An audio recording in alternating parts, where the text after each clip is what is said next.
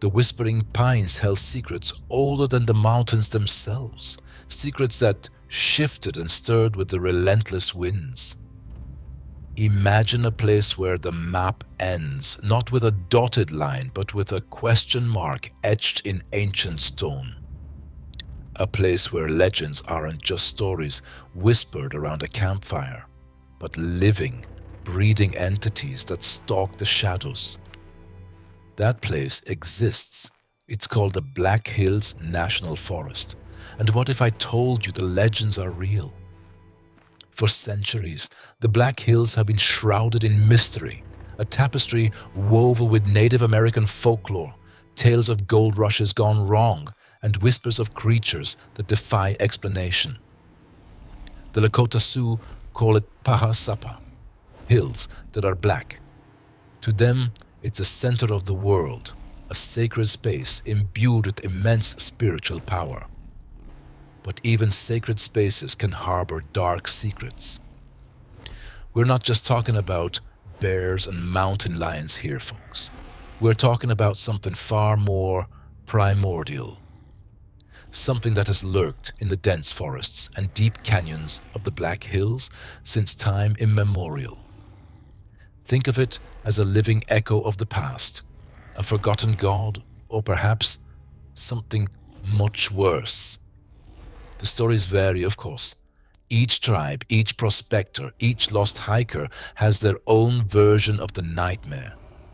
But the common thread that binds them all is a feeling of profound dread, a sense of being watched by something ancient and malevolent. Some speak of a shape-shifting entity that can mimic the voices of loved ones, luring unsuspecting victims to their doom. Others describe a hulking, hairy beast with glowing red eyes that stalks the fringes of civilization, leaving behind a trail of mangled carcasses and shattered sanity. And then there are the whispers of portals, rifts in the fabric of reality that allow things from other dimensions to seep into our world. Now, I know what you're thinking. It's just folklore, right? Tall tales spun to scare kids around a campfire. But what if these stories aren't just stories? What if they're based on something real?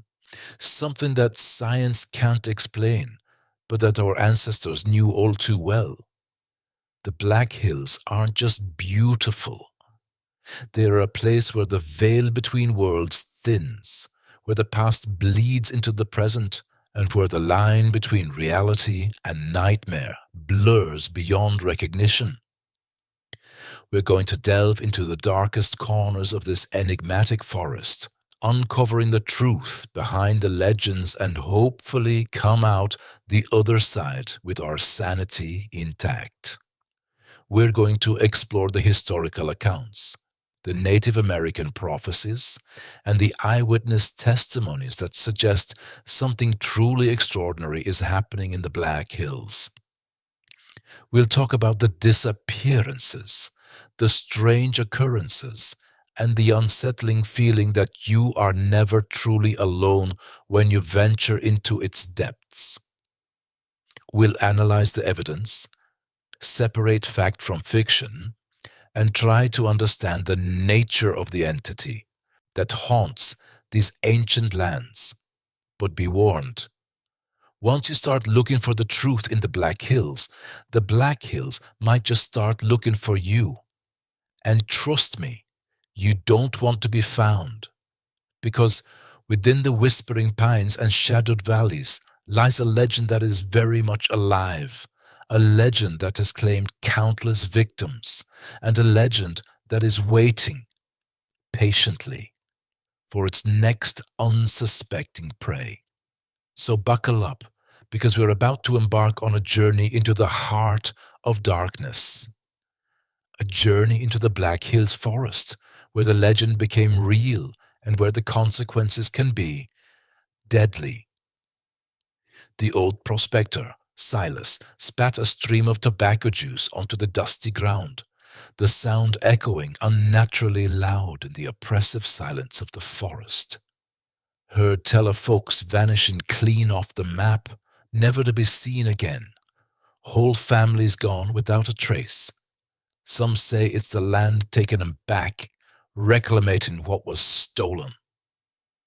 He scratched his grizzled beard, his eyes, clouded with age and whiskey, fixed on some unseen point in the distance. Others whisper of something else, something older, something darker, something that walks these woods when the moon is new.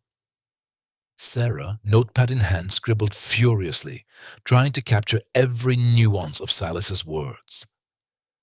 "And what do you believe, Silas?" He chuckled, a dry, rasping sound. "Me? I believe in what I've seen. And I've seen things in these hills, things that would curdle your blood, things that would make you question everything you thought you knew." He leaned closer, his breath smelling of stale tobacco and something indefinable, something wild. "I saw a deer once, Sarah, a buck with eyes that glowed like embers. It stood there, right in the middle of the trail, not afraid, not nothing, just watching. And I knew, deep down, that wasn't no ordinary deer." Mark, ever the pragmatist, scoffed.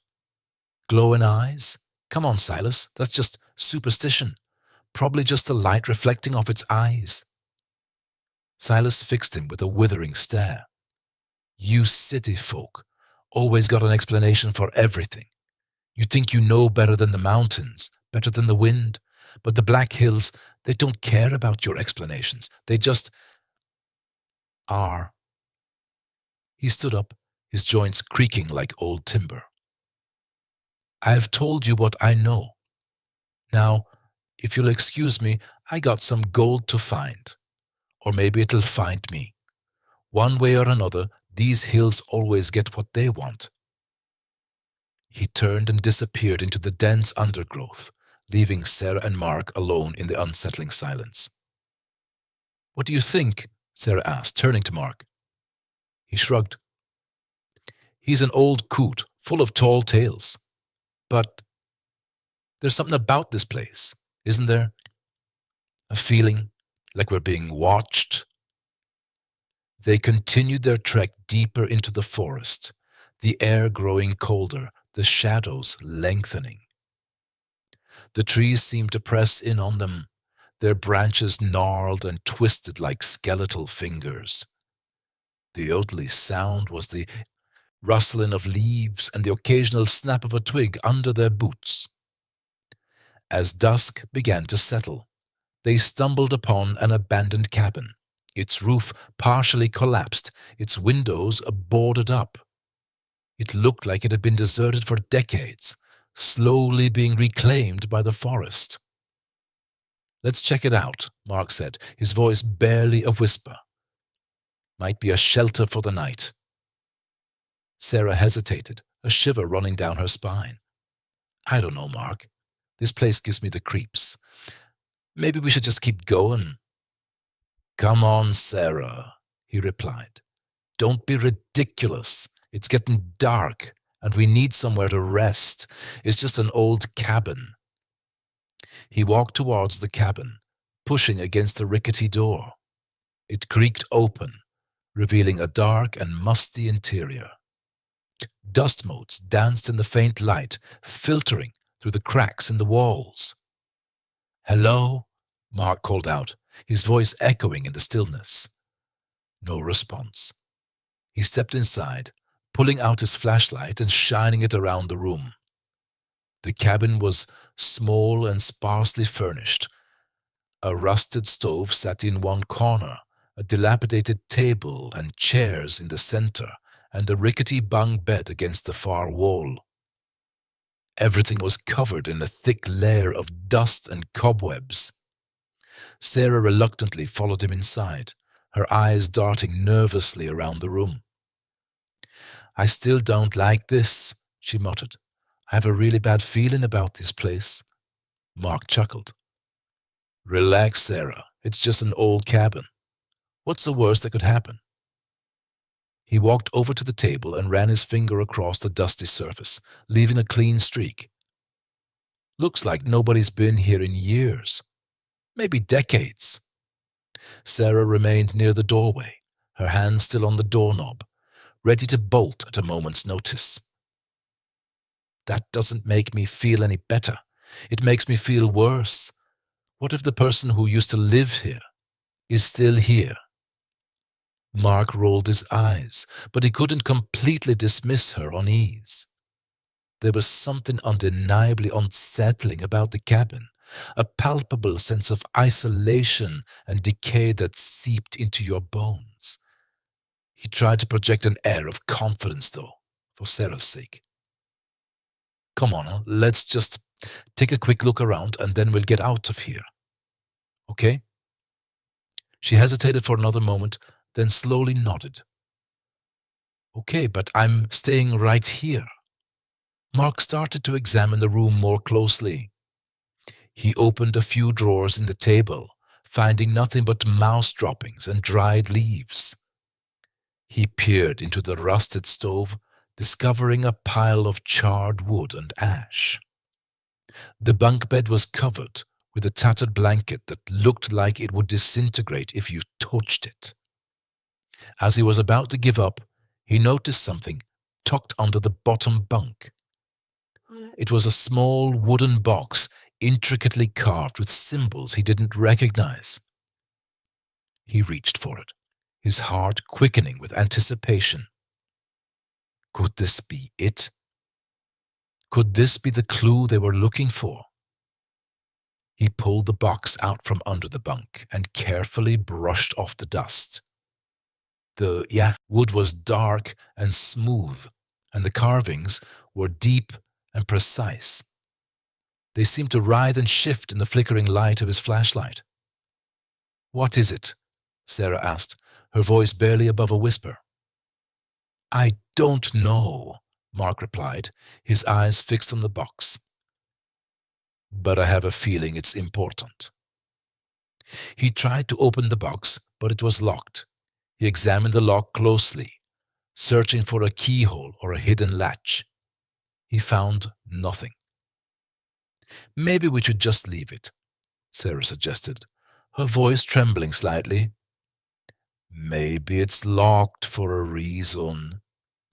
Mark ignored her and continued to examine the box. He ran his fingers over the carvings again, trying to decipher their meaning. He noticed that one of the symbols seemed to be slightly raised, almost like a button. He pressed the symbol, and with a soft click, the box sprang open. Inside, nestled on a bed of faded velvet, was a single object, a tarnished silver locket. Mark carefully lifted the locket from the box. It was oval-shaped and engraved with a delicate floral pattern. He opened it, and inside he found two tiny photographs. One was a picture of a young woman with long dark hair and piercing blue eyes. She was smiling radiantly, her face full of life and joy.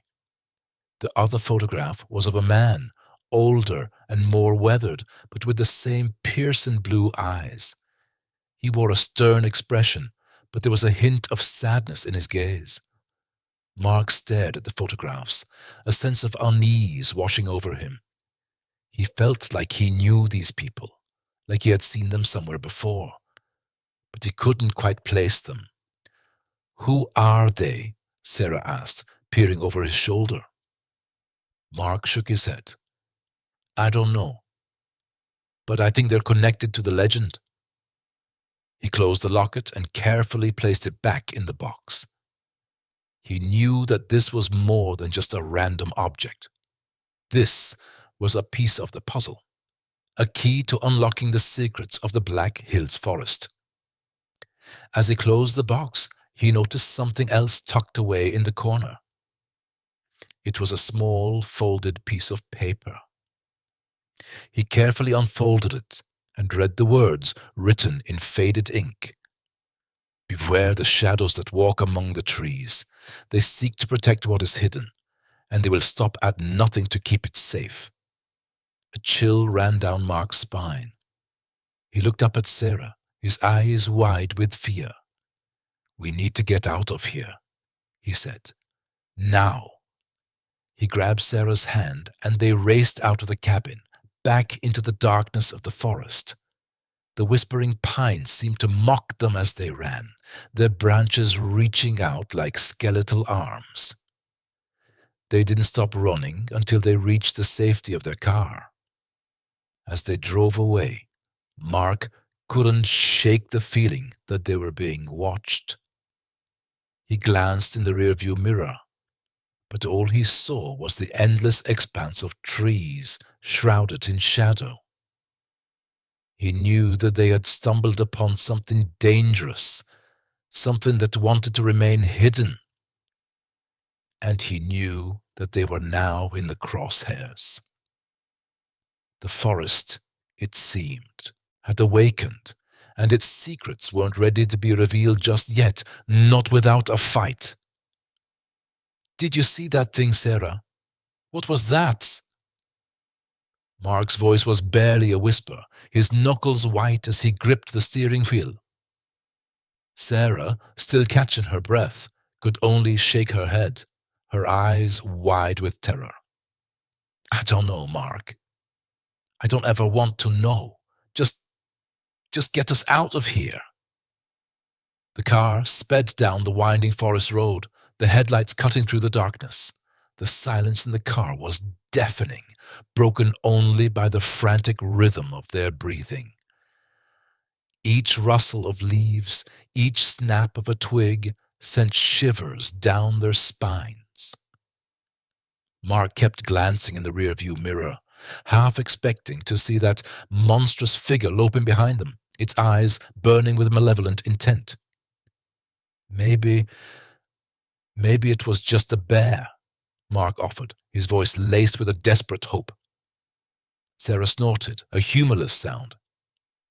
"A bear? With glowing red eyes and razor-sharp claws?"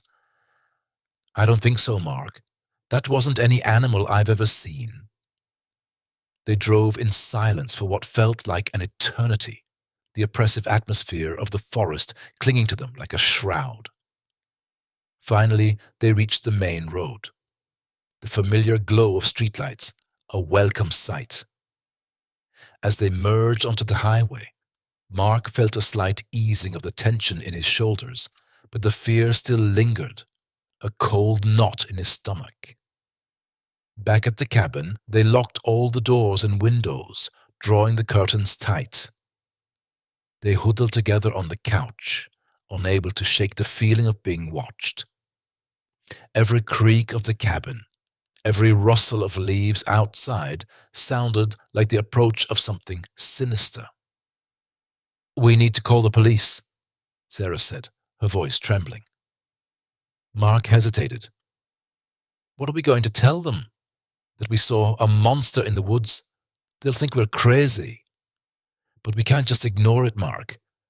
Whatever that thing was, it's out there. It could hurt someone." Mark sighed, running a hand through his hair. He knew she was right. They couldn't just pretend it hadn't happened. Okay, I'll call them. But I'm not mentioning any monsters. I'll just say we saw a large, unidentified animal acting aggressively." The police arrived an hour later, a young officer with a skeptical look on his face. Mark recounted their story, carefully omitting the more fantastical details. Yeah, the officer listened patiently, taking notes, but it was clear he didn't believe them. "We'll take a look around in the morning," he said, his voice flat. "But honestly, folks, it's probably just a bear. We get a lot of them out here." As the officer left, Sarah turned to Mark, her eyes filled with frustration. "He doesn't believe us, does he?" "No," Mark admitted. "But what else could we have said? Tell him we saw a creature from Native American legend. He'd have us committed."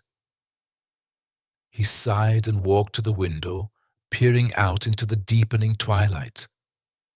The forest seemed to press in on the cabin, the shadows dancing like restless spirits. "We're on our own, Sarah. We need to figure this out ourselves. The night was long and filled with unease.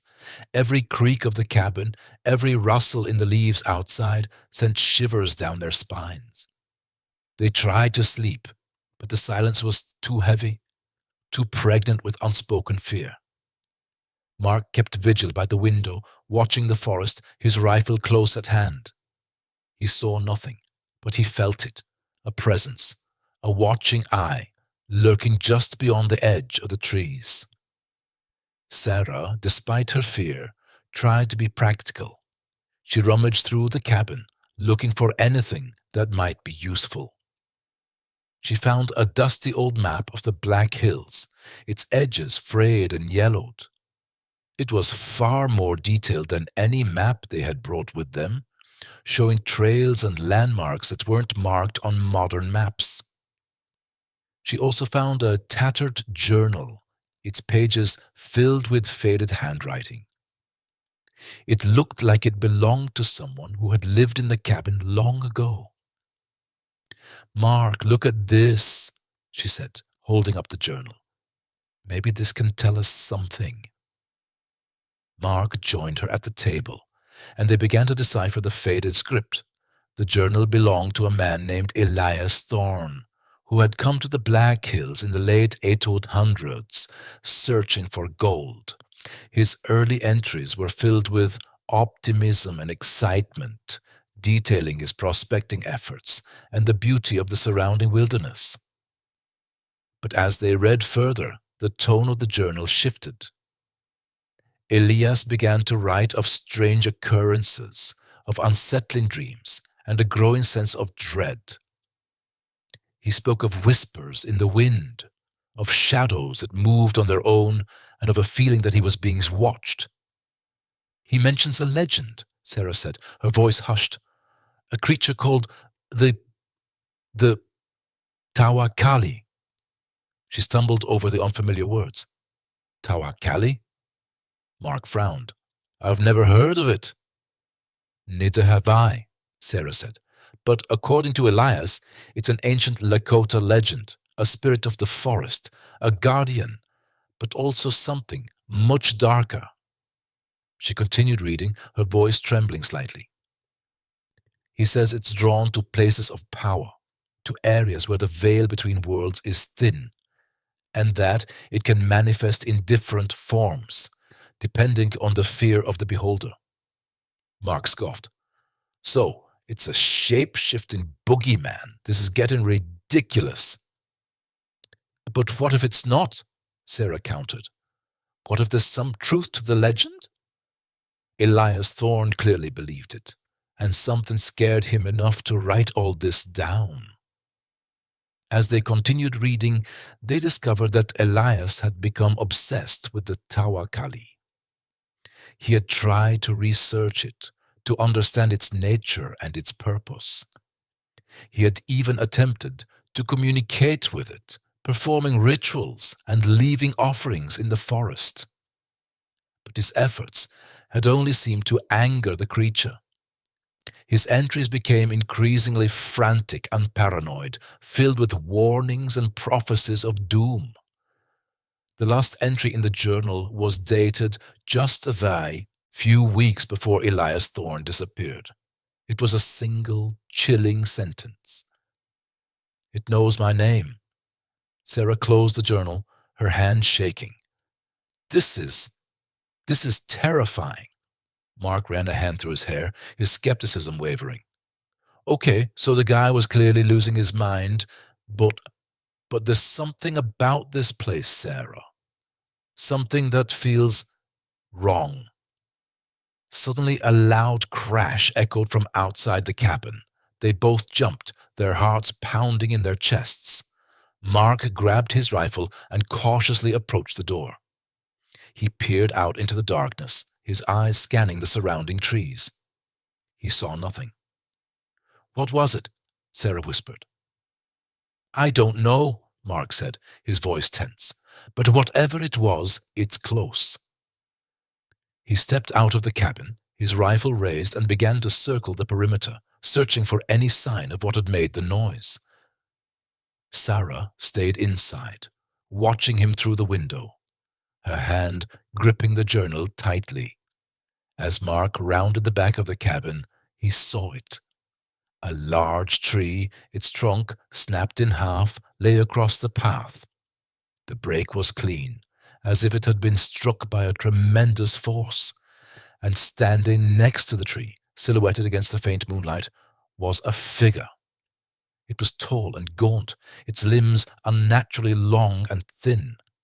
Its head was obscured by shadows, but Mark could sense its eyes burning into him with an ancient, malevolent intelligence. He raised his rifle, his finger tightening on the trigger. But before he could fire, the figure moved. It lunged at him with incredible speed, its movements blurring in the darkness. Mark barely had time to react before it was upon him, its cold, skeletal hand reaching for his throat. He cried out, dropping his rifle, and grappled with the creature, desperately trying to fend it off. Sarah heard Mark's cry and rushed out of the cabin, the journal clutched in her hand. She saw Mark struggling with the figure, its long, spindly arms wrapped around him. She screamed, a primal sound of fear and desperation. Without thinking, she threw the journal at the creature.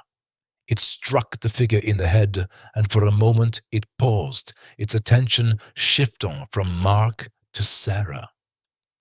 Its head turned slowly, its shadowed face now fully visible in the moonlight. Sarah gasped. Its face was a twisted mockery of a human face, its eyes burning with an unholy light. And then it spoke. Its voice was a low, guttural growl, a sound that seemed to resonate from the depths of the earth. "Sarah," it rasped, its voice filled with a chilling familiarity. "You shouldn't have come here." Sarah froze, her blood turning to ice. How did it know her name? And why did its voice sound familiar? The creature took a step towards her, its eyes fixed on her with an unnerving intensity. Mark, taking advantage of the distraction, managed to break free from its grasp. He scrambled to his feet, grabbing a nearby branch and wielding it like a club. He charged at the creature, swinging the branch with all his might. The branch connected with the creature's head, sending it staggering back. It hissed in pain, its eyes narrowing. But it didn't fall. It simply turned its attention back to Mark, its gaze filled with a cold, predatory hunger. Mark knew that he was no match for this thing. He was outmatched, outgunned, and utterly terrified. He glanced at Sarah, his eyes pleading with her to run. But Sarah couldn't move. She was frozen in place, paralyzed by fear. The creature lunged at Mark again, its claws extended. Mark braced himself for the impact, knowing that this could be the end. But just as the creature was about to strike, a blinding light erupted from the journal on the ground. The light enveloped the creature, causing it to shriek in agony. It writhed and twisted, its form flickering and changing as if it were being torn apart from the inside. And then, with a final, ear-splitting scream, it vanished. The light faded, leaving behind only the shattered remains of the tree and the lingering scent of sulfur. Mark and Sarah stood there, panting and trembling, staring at the spot where the creature had been. They were alive, but they knew that they had just faced something truly terrifying, something that defied explanation. And they knew that their nightmare was far from over. The forest remained silent, but the silence was different now. It was a silence filled with anticipation, with the promise of something even more sinister to come. The Tawa Cali was gone, but whatever had summoned it, whatever had drawn it to this place, was still out there, waiting in the shadows. And it knew their names.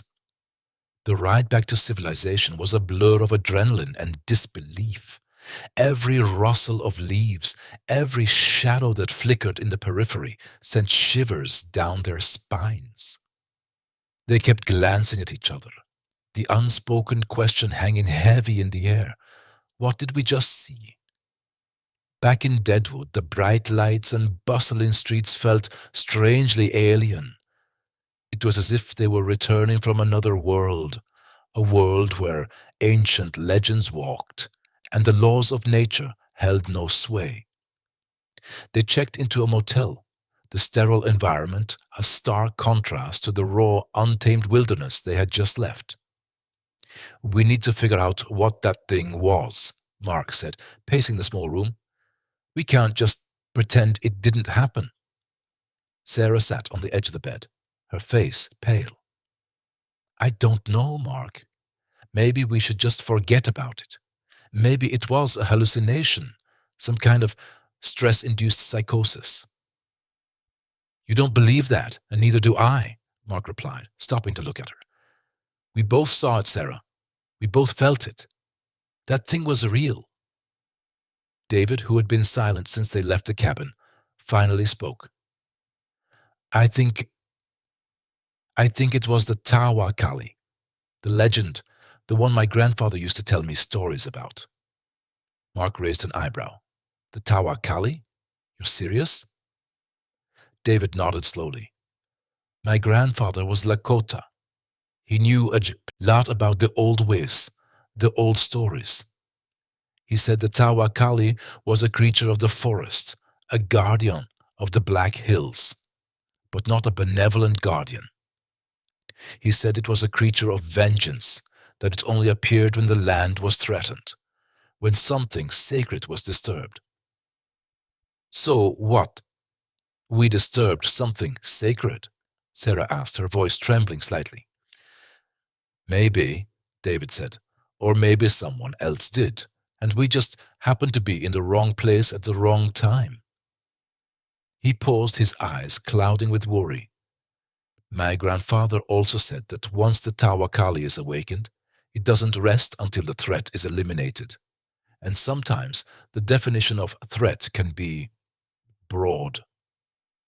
Mark ran a hand through his hair. "Okay, so let's say, for the sake of argument, that this Tawa Cali is real. What do we do? How do you fight a legend?" David shook his head. "I don't know. My grandfather never said. He only said to respect the land, to honor the spirits, and to never, ever disturb the sleeping ones."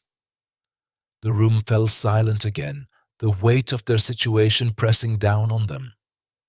They were just three friends, tourists in a strange land, and they had somehow stumbled into a nightmare that was centuries old. Suddenly, there was a knock on the door.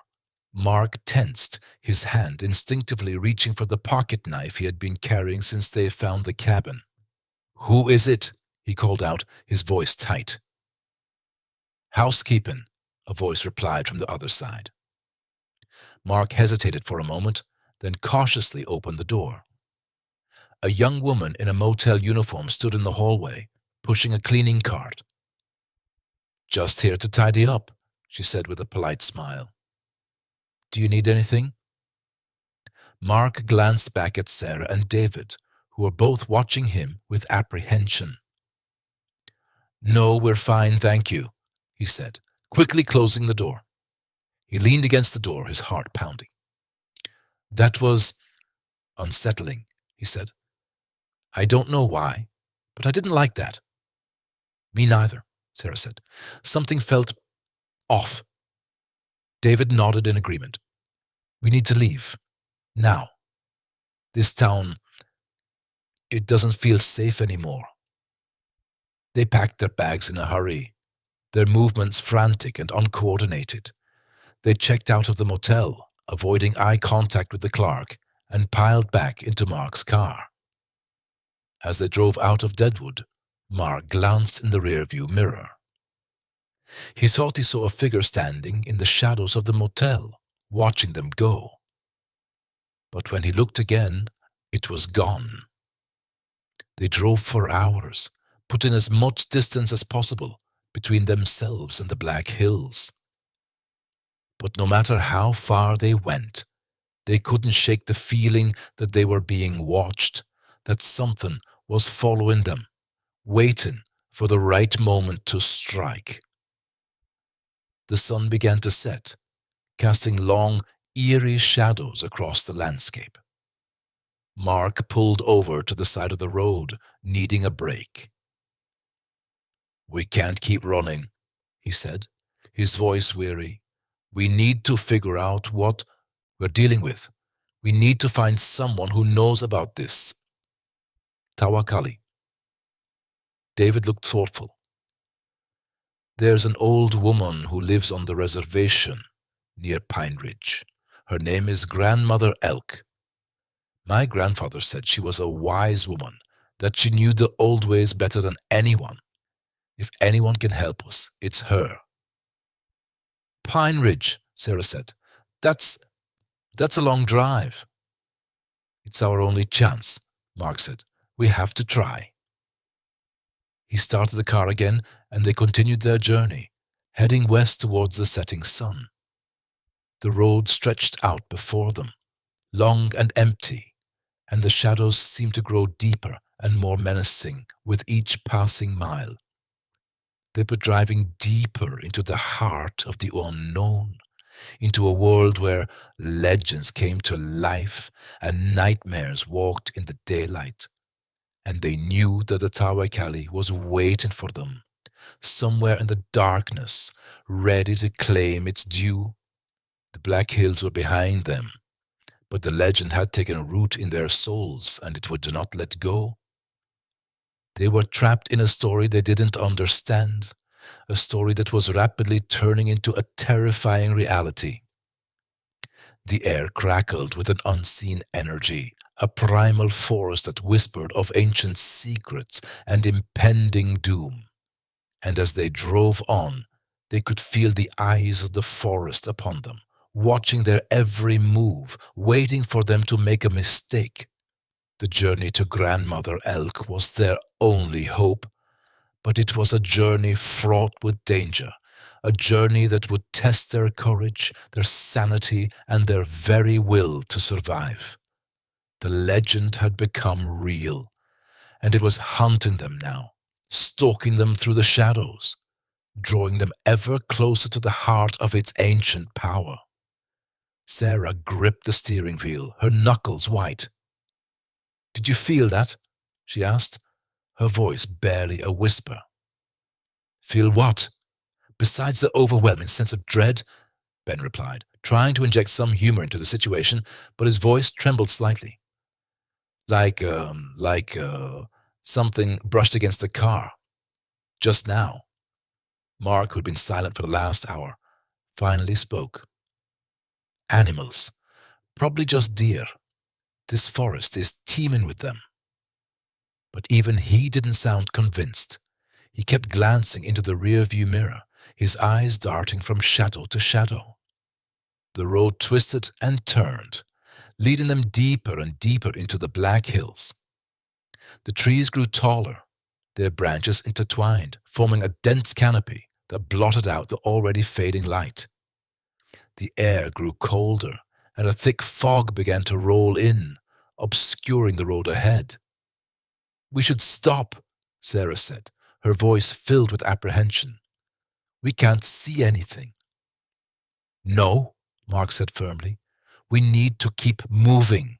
Grandmother Elk's guidance is the only thing that can help us through this. Stopping is not an option." Ben nodded in agreement. "He's right. We've come too far to turn back now.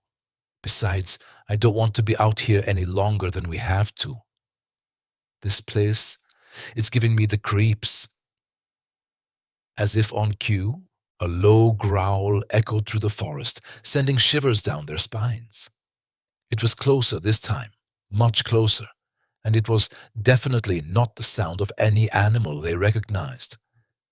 It was guttural, primal, and filled with a hunger that seemed to claw at the very air around them. Run! Mark shouted, and they didn't need any further encouragement. They plunged deeper into the forest, the beam of Mark's flashlight cutting a swathe through the darkness. Branches whipped at their faces, roots snagged at their feet, but they didn't dare slow down. The growl followed them, a constant reminder of the unseen predator that was hot on their heels. Sarah stumbled, crying out as she fell. Ben was instantly at her side, helping her to her feet. "Are you okay?" he asked, his voice laced with concern. "I think so," she said, wincing. "Just twisted my ankle a little." "We can't stop," Mark said urgently. "We have to keep going." They pressed on, Sarah limping slightly, but determined not to be a burden. The forest grew denser, the trees looming over them like silent sentinels. The air was thick with the scent of pine and damp earth, and the only sound was the pounding of their hearts and the relentless growl that echoed through the trees. Suddenly, Mark stopped dead in his tracks, holding up a hand to signal them to halt. "Listen," he whispered. They strained their ears, and for a moment all they could hear was the sound of their own ragged breathing.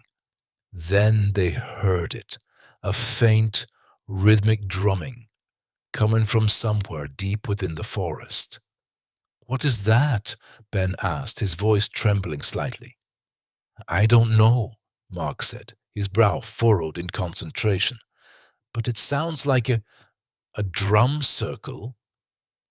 "A drum circle?" Sarah repeated incredulously. "Who would be having a drum circle out here in the middle of nowhere?" "Maybe it's the people Grandmother Elk told us about," Mark said hopefully. "The ones who still honor the old ways." "Or maybe it's something else entirely," Ben said, his voice laced with suspicion.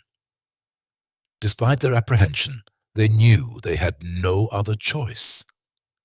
The growling was getting closer, and they couldn't outrun it forever. They had to take a chance, to trust that the drumming would lead them to safety. With Mark leading the way, they cautiously made their way towards the sound, their senses on high alert. The drumming grew louder with each step, and soon they could make out the flickering light of a fire through the trees. As they approached the clearing, they saw a group of people gathered around a large bonfire, their faces illuminated by the flames. They were dressed in simple clothing, adorned with feathers and beads, and they were all beating on drums of various sizes, creating a hypnotic rhythm that seemed to vibrate through the very ground beneath their feet. Mark stepped forward, raising his hands in a gesture of peace. "Hello," he called out. "We need your help." The drumming stopped abruptly, and all eyes turned towards them. For a moment, there was complete silence, and then a woman stepped forward from the group, her face etched with wisdom and kindness. "Welcome, travelers," she said, her voice soft but firm. "We have been expecting you." Sarah and Ben exchanged bewildered glances. "Expecting us?" Sarah asked. "How?" The woman smiled. "The forest speaks to us," she said. "It told us you were coming and that you were in need of our assistance." "We're being hunted," Mark said, his voice urgent. "Something is after us, something that we don't understand." The woman nodded. "We know," she said. "The darkness has awakened in these woods, and it is hungry. But do not fear, for we are here to help you." She turned to the others and spoke to them in a language they didn't understand. The drummers began to play again, the rhythm faster and more intense this time. The fire crackled and danced, casting long, flickering shadows that seemed to writhe and twist in the darkness. The woman turned back to them, Come, she said. Sit by the fire and warm yourselves. We will protect you for tonight. But tomorrow you must continue your journey. You must find Grandmother Elk, and she will guide you to safety. They gratefully accepted her offer, collapsing by the fire, exhausted and relieved. As they sat there, listening to the hypnotic drumming and feeling the warmth of the flames on their faces, they couldn't help but wonder what the next day would bring and what dangers still lay ahead in the depths of the Black Hills forest. The growling was still there, a distant rumble in the dark, reminding them that they were far from safe. The forest was alive, and it was watching them, waiting to see what they would do next. And they knew with a chilling certainty that their journey was far from over, and the legend of the Black Hills was only just beginning to unfold. The fire crackled, spitting sparks into the inky sky, each one a tiny defiance against the oppressive darkness. Sarah shivered, pulling her threadbare blanket tighter around her shoulders. Even the heat of the flames couldn't fully penetrate the bone-deep chill that had settled within her. Across the fire, Ben was meticulously cleaning his rifle, the rhythmic scrape of metal on metal a strangely comforting sound in the unsettling silence between the drum butts. Old Man Hemlock sat motionless, his eyes closed, seemingly lost in a trance, the only sign of his presence the steady rise and fall of his chest. Do you think it's still out there? Sarah asked, her voice barely a whisper. Ben paused, his movements ceasing. He looked up at her, his face etched with fatigue and worry. Something's out there, Sarah. Something big. Something wrong. Wrong how? He hesitated, choosing his words carefully. It doesn't feel natural, like it's a violation of the forest itself, like a sickness. Sarah swallowed hard, remembering the creature they'd glimpsed in the woods, the distorted, unnatural form that defied any earthly explanation. What do you think it wants? Ben sighed, resuming his work on the rifle. I don't know. Maybe it's just territorial. Maybe it's protecting something. Or maybe it's just hungry. The drumming intensified, the beat resonating deep within their chests. Old Man Hemlock stirred, his eyes fluttering open. He looked at Sarah, his gaze piercing and unsettling. It seeks what was taken, he rasped, his voice like dry leaves rustling in the wind. What was taken? Sarah asked, her heart pounding in her chest. Hemlock closed his eyes again, his face tightening in concentration. The heart of the forest, the balance. It was stolen long ago, and the forest has been bleeding ever since. Ben frowned. What are you talking about? What heart? Hemlock didn't answer, his body relaxing back into his meditative pose. Sarah looked at Ben, her mind racing.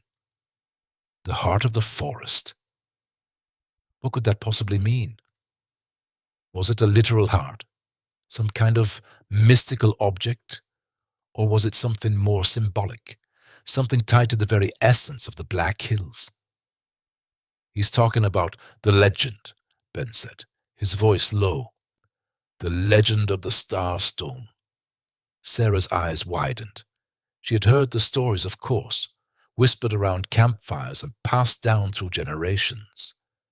The Star Stone, a mythical artifact said to possess immense power, capable of healing the land and granting unimaginable gifts. But she had always dismissed it as just that, a legend. You think it's real? She asked. Ben shrugged. I don't know what to think anymore, but if Hemlock's right, and something was stolen from the forest, then the Starstone is the most likely candidate. And if something that powerful is in the wrong hands... He trailed off, the implications hanging heavy in the air. They spent the rest of the night huddled in the cabin, the fire crackling merrily in the hearth, casting dancing shadows on the walls. Every creak of the floorboards, every rustle of leaves outside sent their hearts racing. Sleep was a fitful visitor, haunted by images of glowing eyes and guttural snarls. As dawn broke, painting the sky in hues of pink and orange, a fragile sense of calm returned.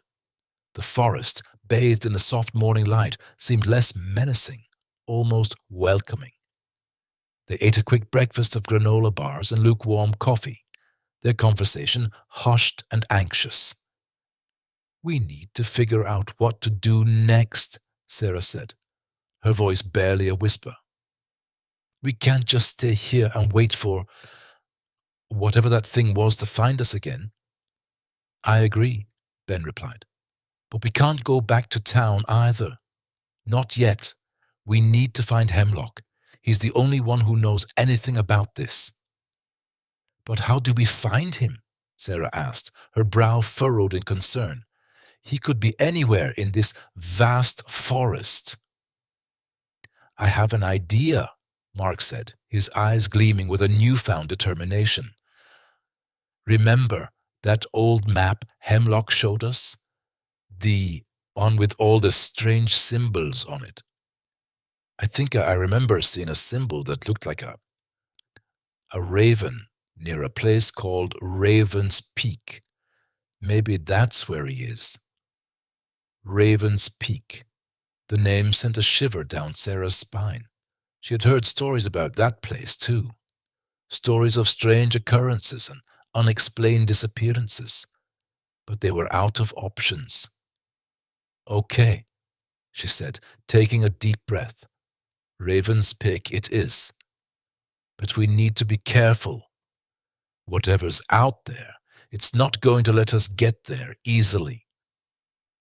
They packed their bags, checked their supplies, and stepped out of the cabin into the cool morning air. The forest seemed to hold its breath, watching them, waiting. They moved cautiously, their senses on high alert, every rustle of leaves, every snap of a twig sending their hearts racing. As they ventured deeper into the forest, the trees grew taller and denser, the sunlight struggling to penetrate the canopy. The air grew heavy with the scent of pine and damp earth. They followed Mark, who navigated with a surprising confidence, his eyes scanning the forest floor for any sign of a trail. After several hours of arduous trekking, they reached a steep, rocky incline. Raven's Peak loomed above them, its jagged silhouette piercing the sky. The climb was treacherous, the rocks loose and slippery, but they pressed on, driven by a desperate hope. As they neared the summit, they noticed something strange. Carved into the face of the rock were symbols that matched those on Hemlock's map. The symbols seemed to glow faintly, pulsing with an eerie light. "This is it," Mark said, his voice filled with awe. "This is the place." They reached the summit and gasped. Before them lay a clearing bathed in ethereal light. In the center of the clearing stood a massive stone altar, covered in the same glowing symbols. And standing before the altar was Hemlock, his eyes closed, his hands raised in the air. But he wasn't alone. Standing behind him was a figure that made their blood run cold. It was tall and gaunt, its skin stretched taut over its bones, its eyes burning with an unholy light. It was the creature they had seen in the woods, the creature that had hunted them. And it was holding something in its hand, something that shimmered and pulsed with an otherworldly energy. The Star Stone. "Hemlock!" Sarah shouted, but her voice was lost in the wind. Hemlock opened his eyes, a look of horror spreading across his face. He turned to face them, his mouth moving as if to speak, but no sound came out.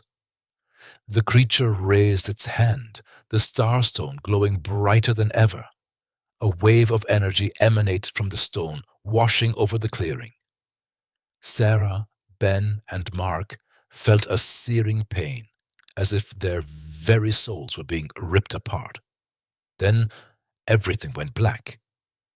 When they awoke, they were lying on the ground, the clearing bathed in an unnatural silence. Hemlock was gone, the creature was gone, and the starstone was gone. They were alone, lost and utterly terrified. They had come to Raven's Peak seeking answers, but they had only found more questions. What had Hemlock been doing? What was the creature? And what was the Starstone's true power? They knew one thing for sure. They had stumbled into something far bigger and far more dangerous than they could have ever imagined. And the Black Hills forest, with its whispering pines and ancient secrets, was not about to give up its secrets easily. The forest was far from done with them, and something told them that the worst was yet to come, especially with that thing now wielding the Starstone. They huddled around the meager fire, its flickering light dancing across their faces, each lost in their own thoughts, yet united by a shared terror. Sarah shivered, pulling her jacket tighter around herself, though the night air wasn't particularly cold. It was a chill of fear that seeped into her bones. What was that thing? Mark finally stammered, breaking the oppressive silence. His voice was barely a whisper, as if afraid of being overheard. Emily shook her head, her eyes wide with disbelief. I don't know. I've never seen anything like it. Not in any book, not in any of Hemlock's notes. She trailed off, her voice laced with a growing unease. And Hemlock, what was he doing? Sacrificing animals? For what? David stared into the flames, his brow furrowed in thought. He was obsessed with the Starstone. He thought it held some kind of power, some kind of key. Maybe he was trying to unlock it. Unlock it? Sarah scoffed, her voice laced with hysteria. He unleashed a monster. That thing was definitely not unlocked in a good way. But what about the ritual? Mark pressed, his voice trembling slightly. The symbols, the chanting. It all seems so deliberate. Emily sighed, running a hand through her hair. Hemlock was always eccentric, but this is beyond anything I could have imagined. He always talked about ancient forces, about the balance of nature, about the power of the land. Maybe he thought he could control it. Control it? David echoed, his voice laced with disbelief. That thing looked like it could tear apart a mountain, let alone be controlled by some old man. A twig snapped in the darkness, and they all jumped, their eyes darting nervously into the surrounding trees. The forest seemed to hold its breath, the silence heavy and expectant. We need to get out of here, Sarah said, her voice firm despite her fear. We need to go back to town, tell someone what happened. And tell them what? David asked, his voice laced with skepticism. That we saw a monster in the woods, that an old hermit was performing some kind of dark ritual. They'll think we're crazy. But we can't just stay here, Sarah insisted. That thing, it has the Starstone now. Who knows what it's going to do with it? Emily chewed on her lip, her mind racing. Maybe we can still find some answers in Hemlock's cabin. He must have kept notes, journals, something that can explain what he was doing. Are you crazy? Mark exclaimed. Go back there, after what we just saw. We don't have a choice, Emily said, her voice resolute. We can't just ignore this. This is bigger than us, Mark. bigger than anything we've ever dealt with." Mark looked from Emily to Sarah, seeing the determination in their eyes. He knew they were right, even if every instinct in his body was screaming at him to run as far away from the Black Hills as possible. He sighed, the fight draining out of him. "Fine," he conceded, "but we're doing this my way. We pack up everything, we get back to the truck, and we drive back to Hemlock's cabin in the morning. Daylight, no more wandering around in the dark." Emily and Sarah nodded in agreement. They spent the rest of the night in tense silence, listening to every creak and groan of the cabin, every rustle of leaves outside. Sleep was fitful and filled with nightmares, images of glowing eyes and guttural roars flashing through their minds. As the first rays of dawn broke through the trees, they packed up their gear and headed back to the truck. The drive to Hemlock's cabin was slow and cautious, each of them scanning the forest for any sign of the creature. The air was thick with anticipation, a sense of dread hanging over them like a shroud. When they finally reached the cabin, it looked even more dilapidated and foreboding in the daylight. The windows were dark and empty, the porch sagged precariously, and the whole place seemed to exude an aura of decay. "Okay," Mark said, taking a deep breath. "Let's stick together. Emily, you and Sarah check the main room. I'll take the back. Holler if you find anything, or if you see anything." They cautiously approached the cabin, Mark taking the lead with his gun drawn. He pushed open the front door and stepped inside, the smell of dust and mildew assaulting his nostrils. The cabin was even more cluttered and disorganized than they remembered. Books were piled haphazardly on shelves, maps were strewn across the floor, and strange artifacts were scattered throughout the room. Emily and Sarah began to search through the mess, carefully examining each item they found. They sifted through Hemlock's notes, scanned his maps, and examined the strange objects he had collected. Most of it was just junk, old tools, dried plants, and various trinkets. But then Emily stumbled upon something that made her heart skip a beat. It was a small, leather-bound journal, tucked away in a drawer beneath a pile of maps. The pages were yellowed and brittle, the ink faded and smudged, but you could still make out the handwriting. It was Hemlock's. "Mark, I think I found something," she called out. Mark rushed into the room, his gun still raised. "What is it?" "A journal," Emily said, holding it up. "It looks like it's Hemlock's." They gathered around the table and began to read, deciphering Hemlock's cryptic handwriting. The journal was filled with strange ramblings, observations about the forest, and references to ancient legends. He wrote about the Starstone, describing it as a source of immense power, a key to unlocking the secrets of the universe. He also wrote about the creature, referring to it as a guardian, a protector of the stone. "He knew about it," Sarah whispered, her voice filled with awe. "He knew about the creature." As they continued to read, they discovered that Hemlock had been searching for the Starstone for years. He believed that it held the key to understanding the Black Hills, to unlocking the secrets of its power. He had been following the legends, tracing the ancient trails, searching for any clue that would lead him to the stone. But then, the tone of the journal changed. Hemlock began to write about feeling watched, about hearing strange noises in the forest, about sensing a presence that was both terrifying and alluring.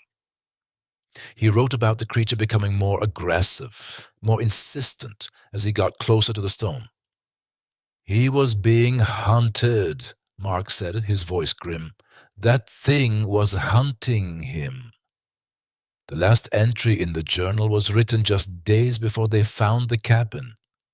Hemlock wrote about finally finding the Starstone, about feeling its power coursing through him. But he also wrote about the creature, about its rage, about its determination to reclaim what was rightfully its. It's coming, he wrote. I can feel it. It knows I have the stone.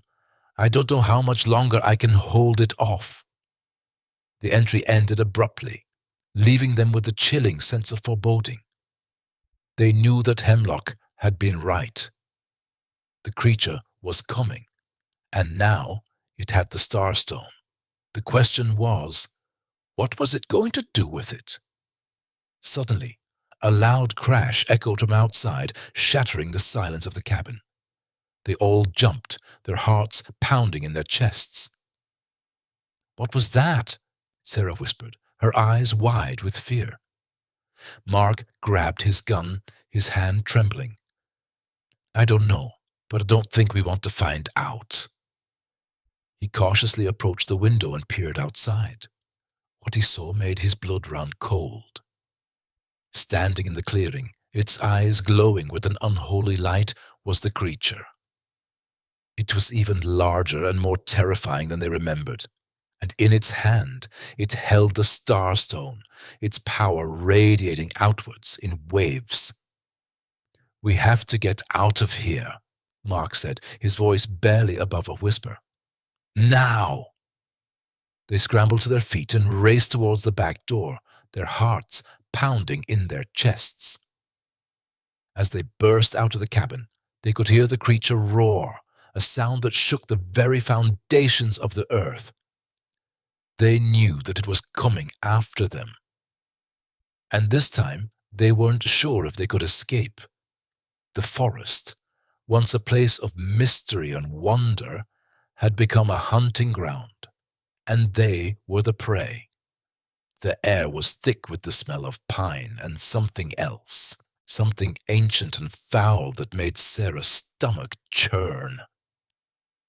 They didn't dare look back. Their only focus was on putting as much distance as possible between themselves and the cabin. Branches whipped at their faces, the undergrowth snagged at their ankles, but they pushed on, fueled by adrenaline and a primal fear. "Which way?" Emily gasped, her breath coming in ragged bursts. Mark pointed to a barely visible game trail, a narrow path that snaked through the dense trees. "This way. It's our best shot." They plunged into the darkness, the trees closing in around them like grasping claws. The roar echoed behind them, closer now, a terrifying reminder of the creature's relentless pursuit. Sarah stumbled, her foot catching on a root, and she fell hard, scraping her knees and palms.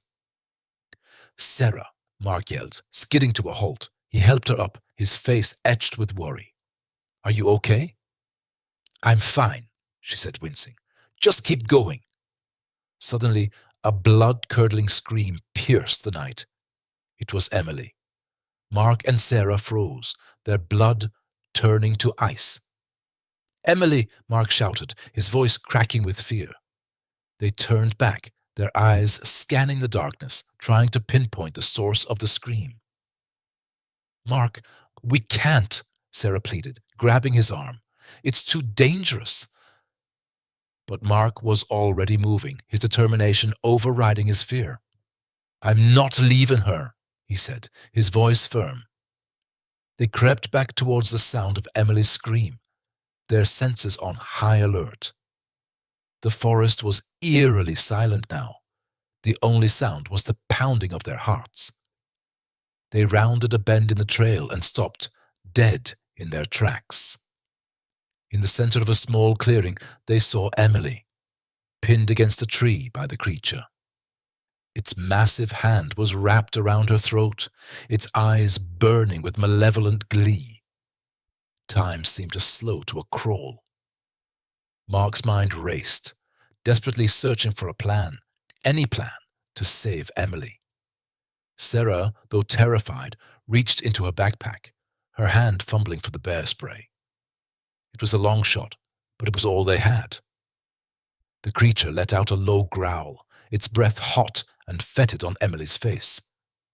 She struggled against its grip, but it was no use. The creature was far too strong. "Let her go," Mark yelled, his voice trembling but resolute. The creature turned its head slowly, its eyes fixing on Mark. A cruel smile spread across its face, revealing rows of sharp, yellowed teeth.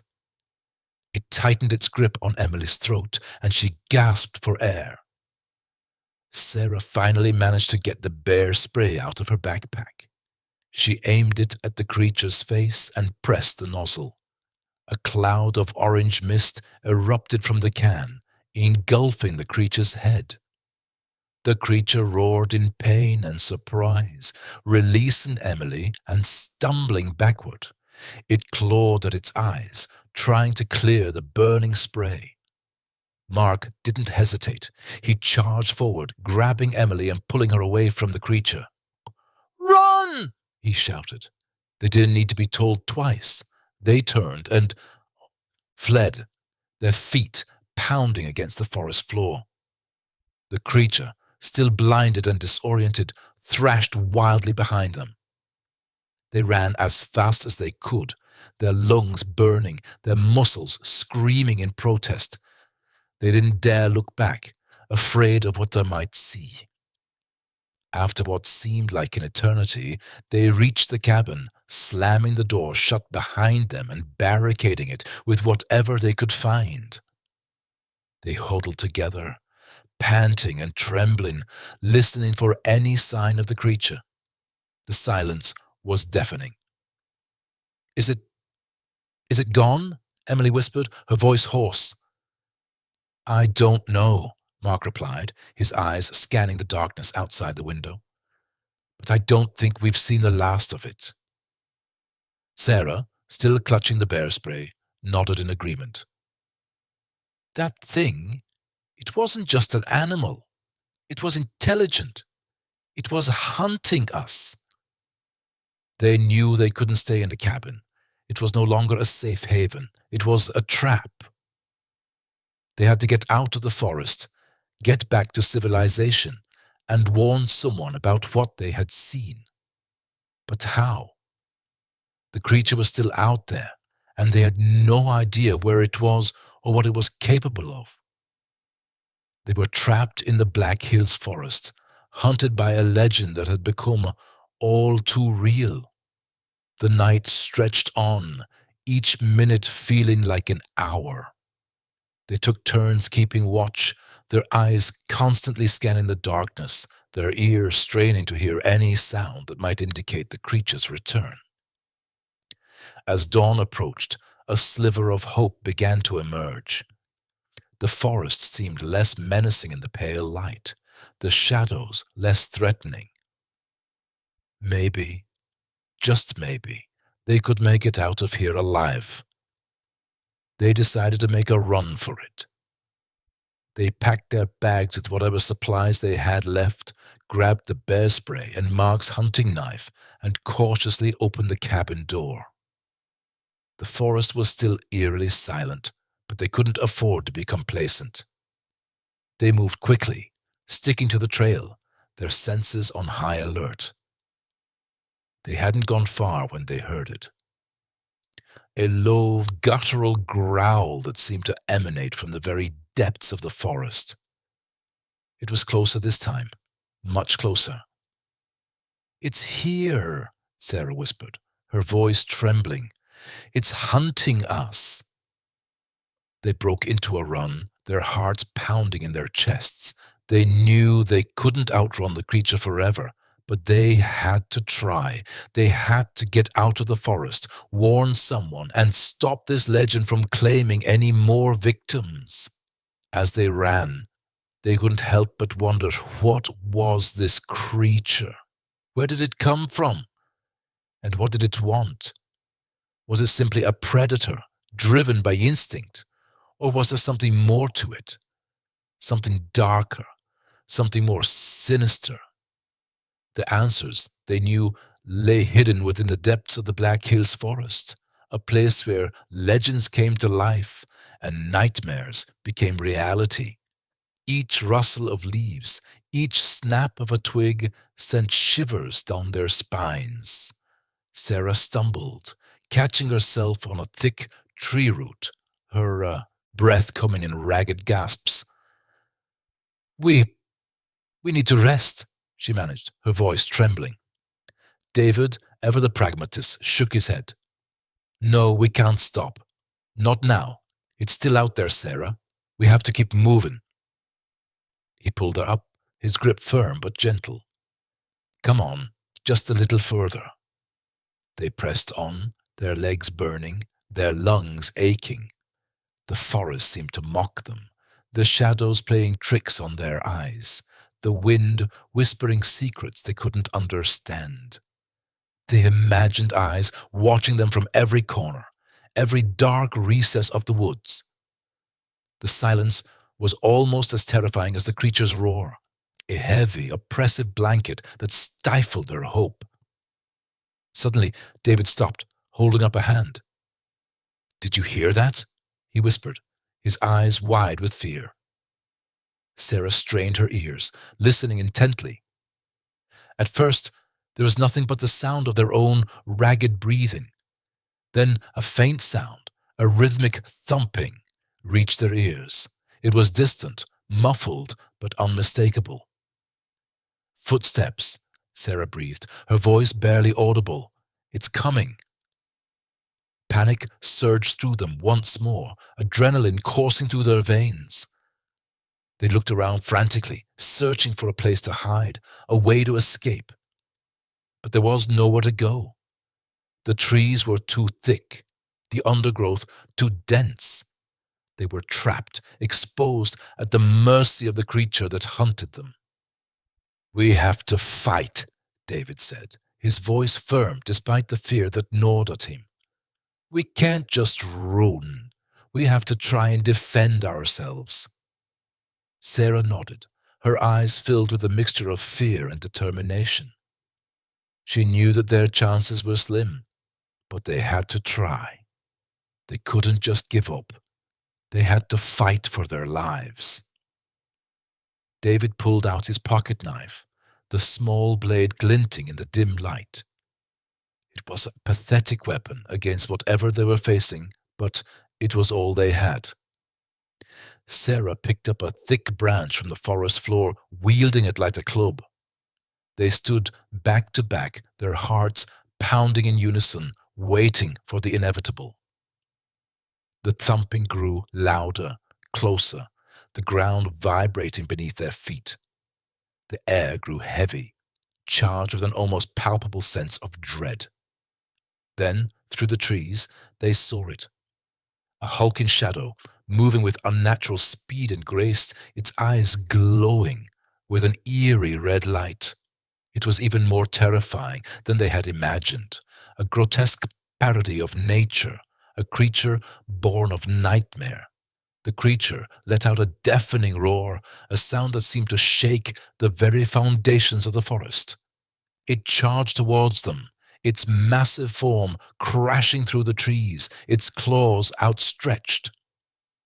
David lunged forward, swinging his knife with all his might, managing to connect with the creature's leg. The monster roared again, this time in pain, and stumbled momentarily. But it quickly regained its footing and turned its attention to David, its eyes burning with rage. It swatted at him with its massive paw, sending him flying backwards into a tree. David crumpled to the ground, unconscious. "David!" Emily screamed, her voice cracking with terror. She knew they were outmatched, outgunned, and utterly helpless against this monstrous creature. But she couldn't just stand there and watch it kill her friends. She grabbed a heavy branch from the ground and charged towards the creature, swinging it with all her might. The branch connected with the creature's head, but it barely seemed to notice. It turned to her, its eyes filled with predatory hunger. Mark, seeing Emily's desperate act of bravery, knew he had to do something. He grabbed the rifle from the ground, his hands shaking uncontrollably. He raised it to his shoulder, aimed as best he could, and fired. The bullet struck the creature in the chest, but it didn't even flinch. It just let out another deafening roar and continued its advance towards Emily. Sarah finally managed to pull out the book from her backpack. It was old and worn, its pages filled with strange symbols and arcane writing. She flipped through it frantically, searching for the right passage, the right incantation, anything that could help them. She remembered the old woman's words echoing in her mind. Knowledge is your greatest weapon. The creature was now mere feet away from Emily, its claws outstretched, ready to strike. Emily closed her eyes, bracing for the inevitable. But then, a voice, clear and strong, cut through the air. "Stop!" It was Sarah. She stood there, the book held open in front of her voice trembling but resolute. She began to read aloud, the ancient words flowing from her lips, filling the forest with an otherworldly energy. The creature paused, its eyes narrowing, its attention now fully focused on Sarah. As Sarah continued to read, the symbols on the pages of the book began to glow with an eerie light. The air around them crackled with energy, and the ground beneath their feet began to tremble. The creature roared in frustration, but it seemed hesitant to approach, as if it sensed the power emanating from the book.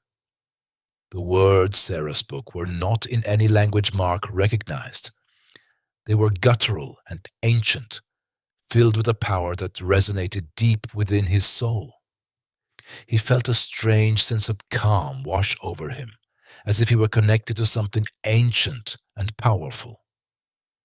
He looked at Emily, who was staring at Sarah with a mixture of awe and disbelief. The creature began to writhe and convulse, its massive form shaking uncontrollably. It let out a series of ear-splitting roars, each one more agonizing than the last. The glowing symbols on the book grew brighter and brighter, and the energy in the air intensified. Suddenly, with a final deafening roar, the creature collapsed to the ground, its body dissolving into a cloud of black smoke. The smoke dissipated into the air, leaving no trace of the monstrous creature behind. The glowing symbols on the book faded, and the energy in the air subsided. Sarah closed the book, her hands trembling. She looked at Mark and Emily, her eyes wide with shock and exhaustion. I think it's gone," she said, her voice barely a whisper. Mark and Emily stared at the spot where the creature had stood, their minds struggling to comprehend what they had just witnessed.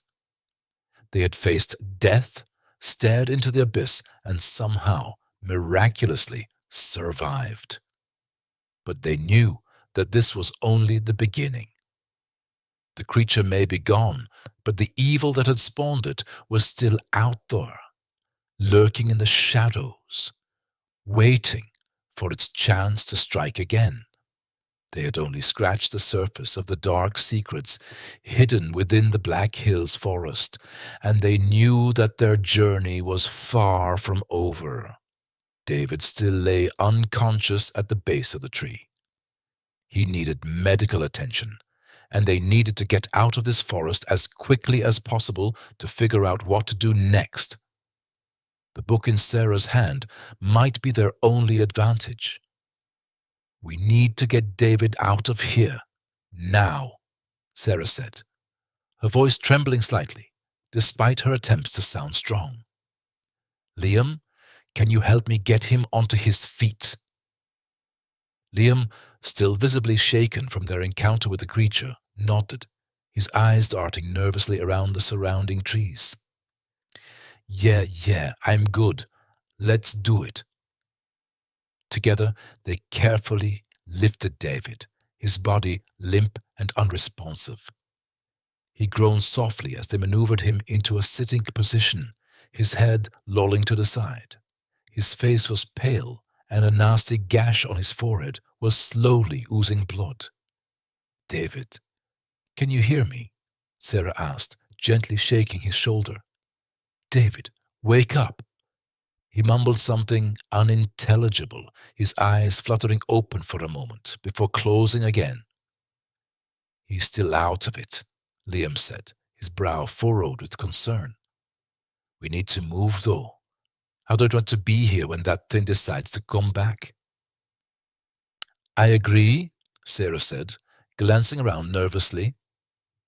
"But how are we going to get him out of here? He can't walk on his own." "We'll have to carry him," Liam replied, already hoisting David's arm over his shoulder. "It's going to be slow going, but we don't have a choice." Sarah nodded, taking David's other arm and looping it around her neck. "Okay, let's go. But we need to be careful. Keep your eyes peeled." With a Herculean effort, they managed to get David to his feet, supporting his weight between them. He was heavier than he looked, and the uneven terrain of the forest made their progress slow and arduous. Every step was a struggle, and they were constantly stumbling over roots and rocks. As they moved deeper into the woods, the atmosphere seemed to grow even more oppressive. The trees loomed over them like menacing giants, their branches gnarled and twisted, blocking out the sunlight. The air was thick with the smell of damp earth and decaying leaves, and an eerie silence hung over the forest, broken only by the occasional rustle of leaves or the distant call of a bird. Sarah clutched the ancient book tightly in her free hand, her knuckles white.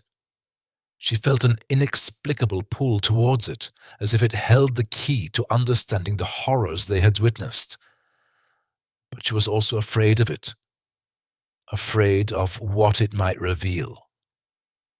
"Sarah," Liam said, his voice strained, "how much further do you think it is to the edge of the forest?" Sarah shook her head. "I don't know. I lost my bearings back there when we were running from that thing. Just keep going. We'll get there eventually." They continued their slow, agonizing trek through the forest, their bodies aching, their minds racing. Every shadow seemed to hold a lurking menace. Every sound made them jump. They were exhausted, but they knew they couldn't stop. Not now, not when they were so close. Or at least, they hoped they were close to escaping this nightmare. The weight of what they had seen, what they had experienced, pressed down on them, threatening to crush their spirits.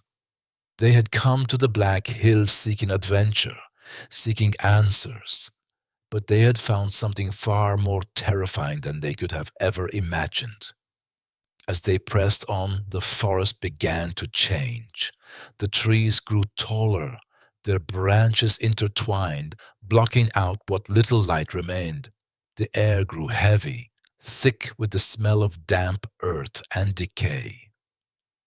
An unnatural silence descended, broken only by the frantic beating of their own hearts.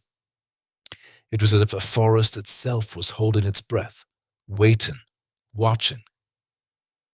"This doesn't feel right," Mark whispered, his voice barely audible above the silence. "We should turn back." "We can't turn back," Emily replied, her voice firm. "We've come too far. We have to see this through." Liam nodded in agreement. "She's right. Turning back now would be suicide. We don't know what's behind us." They continued to walk, their steps hesitant, their senses on high alert. Suddenly, Sarah stopped, her eyes wide with fear. Did you hear that? She whispered. They listened intently, their ears straining to catch any sound.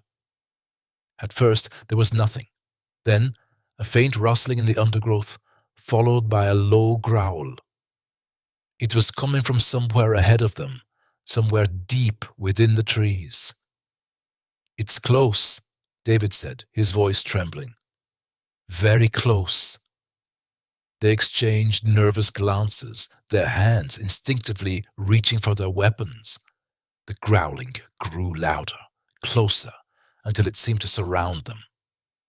The trees swayed violently, as if something large was moving through them. And then it emerged. It was even more terrifying than they remembered. Taller, more muscular, its eyes burning with an unholy light. It stood before them, blocking their path, its chest heaving, its claws extended.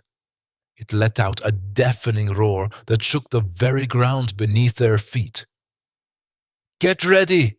Mark shouted, raising his rifle. The creature lunged forward, its speed astonishing. Mark fired, the bullet striking the creature in the chest. It staggered back momentarily, but then charged again, its rage seemingly amplified. They opened fire, a barrage of bullets tearing through the trees. The creature roared in pain, but it kept coming, its eyes fixed on them. It swatted away the bullets as if they were mere insects, its thick hide seemingly impervious to their attacks. "It's no use," Sarah cried. "We can't hurt it." They continued to fire, their desperation growing with each passing moment. But it was clear that their weapons were having little effect.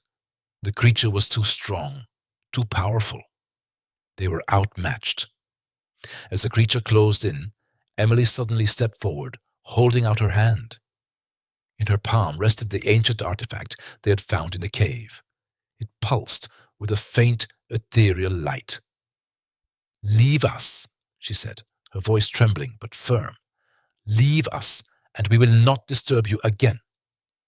The creature stopped, its eyes narrowing. It stared at the artifact, its gaze filled with a mixture of curiosity and suspicion. It seemed to hesitate, as if struggling with some inner conflict. For a moment, there was silence. Then, the creature let out a deafening roar and lunged at Emily, its claws outstretched. It was not going to be reasoned with. It wanted the artifact, and it would stop at nothing to get it. Emily cried out, stumbling backwards. She clutched the artifact tightly, her knuckles white. Ben reacted instantly, throwing himself in front of her. He raised his hunting knife, its blade glinting in the dim light, and met the creature's charge. "Emily, run!" he shouted, his voice strained. "Get out of here! Get help!" Emily hesitated, torn between helping Ben and obeying his command. But she knew he was right. She was no match for the creature in her current state. With the final, desperate look at Ben, she turned and fled into the darkness of the cave. Ben braced himself as the creature slammed into him. He managed to deflect its claws with his knife, but the force of the impact sent him staggering. The creature was incredibly strong, far stronger than anything he had ever encountered. It swiped at him again, its claws tearing at his jacket and leaving deep gashes in his arm. He gritted his teeth against the pain and fought back, slashing at the creature's face. He managed to connect, drawing a hiss of pain from the beast. But it barely seemed to notice. It pressed its attack, relentless and savage. Meanwhile, Emily was scrambling through the cave, her heart pounding in her chest. The darkness was disorienting, and she stumbled several times, scraping her knees and hands. She could hear the sound of the struggle behind her, the creature's roars and Ben's desperate cries. She had to get out. She had to get help. Finally, she saw a faint glimmer of light ahead. It was the entrance to the cave. She surged forward, her legs burning, and burst out into the cool night air. She didn't stop running. She ran as fast as she could, away from the cave, away from the creature, away from the horror she had just witnessed. She ran until she reached the edge of the forest, where she collapsed, gasping for breath. She looked back at the dark, silent trees, her eyes filled with fear. She knew she couldn't stay here. She had to get to town, to the sheriff, to anyone who could help Ben. Summoning her remaining strength, she stumbled to her feet and began walking towards the distant lights of Custer. Each step was agony, but she kept going, driven by the desperate hope that she could save Ben. Back in the cave, Ben was losing ground. The creature had knocked the knife from his hand and was now looming over him, its eyes burning with predatory hunger. He was battered and bruised, his body aching, his strength fading. He knew he was in serious trouble. He had never faced anything like this before. It was like something out of a nightmare, a creature of legend brought to life. He wondered if this was how it would end, alone in a dark cave, devoured by a monster. He closed his eyes, bracing himself for the final blow. But then he heard a sound that made his heart leap. A sound that echoed through the cave, a defiant roar that was both familiar and impossibly loud. It was Sarah. She had found him. The creature turned its attention towards the entrance of the cave, distracted by the new arrival. Sarah stood there, silhouetted against the faint light, her own rifle raised, aiming directly at the beast. "Get away from him!" she yelled, her voice trembling but resolute. The creature hesitated, its gaze shifting between Ben and Sarah. It seemed uncertain, caught between its prey and the new threat. Ben seized the opportunity, scrambling away from the creature, retrieving his knife. He knew they had only a moment. "Sarah, aim for the eyes," he shouted, trying to get back on his feet. Sarah fired. The shot rang out, deafening in the confines of the cave. The creature roared in pain, clutching at its face. It stumbled backwards, momentarily blinded. This was their chance. Ben charged forward, knife in hand, adrenaline coursing through his veins. He had to end this now, before it recovered. He lunged at the creature, aiming for its heart. But the beast was quicker than he anticipated. It lashed out with a clawed hand, catching Ben across the chest, sending him sprawling. He landed hard, the breath knocked out of him. He looked up to see the creature looming over him, its eyes burning with hate. "Ben!" Sarah screamed, firing another shot, but it was too late. The creature roared and brought its claws down. "No!" Mark screamed, diving forward. He tackled the creature, knocking it off balance. It fell to the side, giving Ben a precious few seconds to scramble away. "Get out of here!" Ben yelled, clutching his chest. "I'll hold it off." "No, we're not leaving you," Mark shouted back, his eyes locked on the creature. "Go. That thing can kill us all," Ben rasped, blood trickling from his mouth. Mark hesitated. Torn, he knew Ben was right, but he couldn't bring himself to abandon his friend. Sarah grabbed his arm. "We have to go, Mark. He's buying us time," she urged, her voice trembling. Mark looked at Ben, saw the determination in his eyes, and knew there was no arguing. With a heavy heart, he nodded. "Let's go," he shouted, grabbing Emily's hand. They turned and ran, deeper into the cave. They could hear Ben's shouts and the creature's roars behind them, growing fainter as they fled. Each step was a stab of guilt and sorrow, but they knew they had to keep moving. They had to survive for the Ben, if for no other reason. They ran for what felt like an eternity, their lungs burning, their legs aching. Finally, they stumbled into another chamber, larger than the others, with a high, vaulted ceiling. A faint light filtered in from above. "An exit!" Emily gasped, pointing to a narrow opening in the ceiling. "But how do we get up there?" Mark asked, scanning the walls. They searched frantically, their eyes darting from wall to wall.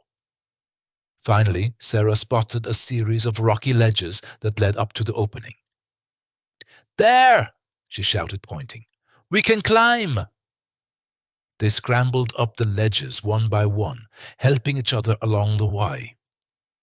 Emily was struggling, her legs still injured, but they managed to pull her up.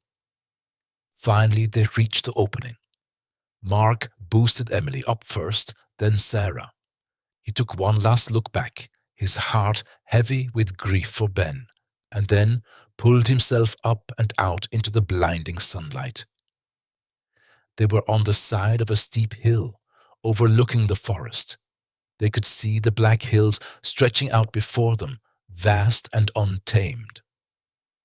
They had escaped the cave, but they were still in the forest, still in danger. "We need to get out of here," Mark said, his voice grim. "We need to get back to civilization and tell someone what we saw." They started down the hill, their bodies aching, their minds reeling. They knew they had a long and difficult journey ahead of them, but they were determined to survive. They had seen the darkness that lurked in the black hills, and they knew they had to warn others. As they walked, Mark couldn't shake the feeling that they were still being watched. He glanced back at the forest, his eyes scanning the trees. He saw nothing, but he could still feel the creature's presence, a cold, malevolent force that seemed to permeate the very air around them. They continued on, their steps slow and weary, their hearts heavy with loss and fear. They knew they would never forget what they had seen in the Black Hills. The legend had become real, and it had changed them forever. They finally reached the edge of the forest as the sun began to set. The sight of the road, of cars passing by, was a welcome relief. They flagged down a passing vehicle, and the driver, a kindly old woman, agreed to take them to the nearest town. As they drove away from the Black Hills, Mark looked back one last time. The forest loomed in the distance, dark and mysterious. He knew that the creature was still out there, lurking in the shadows, waiting for its next victims. And he knew that he could never truly escape the horror he had witnessed. The Black Hills held a secret, a dark and terrible secret that had been buried for centuries. And now Mark, Emily and Sarah were the only ones who knew the truth. The weight of that knowledge would stay with them forever. They had faced the legend and they had survived, but they would never be the same. If you enjoyed this story, please like and subscribe. Comment what you want to hear next. The drive back to Rapid City felt like an eternity. Every rustle of leaves, every shadow cast by the setting sun sent shivers down their spines. Mark gripped the steering wheel, his knuckles white, his eyes constantly scanning the rear-view mirror. Emily sat beside him, her gaze fixed on the road ahead, her mind replaying the horrific events of the past few days. Sarah, huddled in the back seat, stared out the window, lost in her thoughts. The image of the creature burned into her memory. They spoke little, each lost in their own private hell. The silence in the car was heavy, thick with unspoken fear and trauma. When they finally reached the city limits, a collective sigh of relief escaped their lips. The familiar sights and sounds of civilization were a welcome balm to their frayed nerves. They dropped Sarah off at her apartment, promising to keep in touch, though they all knew that their lives had been irrevocably altered. As they watched her disappear inside, Mark turned to Emily, his face etched with concern. "Are you okay?" he asked softly. Emily shook her head slowly, her eyes filled with tears. "I don't know, Mark. I don't think I'll ever be okay. What we saw, what we experienced, it was beyond anything I could have ever imagined." Mark reached out and took her hand, his touch offering a small measure of comfort. "I know," he said, his voice thick with emotion. "Me neither, but we'll get through this, together." They drove to Mark's cabin, the place where their nightmare had begun.